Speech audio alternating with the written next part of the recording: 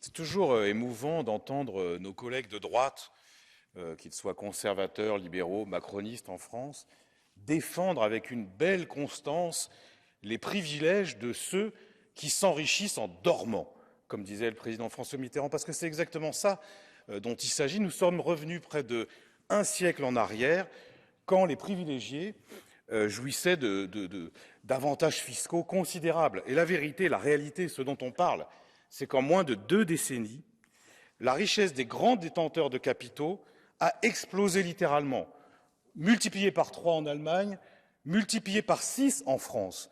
Et on est arrivé dans une situation folle où aujourd'hui, la classe moyenne, elle paye plus d'impôts en proportion que les riches, avec en plus une situation inédite, c'est le cas du Covid, où nous avons une inflation qui n'est pas tirée par les salaires, mais par les profits.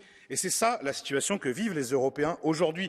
Et c'est ça qui explique le sentiment de profonde injustice qui fait qu'aujourd'hui, évidemment, il faut taxer les plus riches. Il faut faire des propositions. Moi, je pense par exemple qu'il doit y avoir une taxe exceptionnelle sur les profiteurs de crise. Je pense également qu'il faut favoriser la production et donc taxer plus lourdement les dividendes que les bénéfices réinvestis. Il faut aller vers la justice sociale, il faut aller vers la justice fiscale. C'est le chemin qu'on peut emprunter ensemble.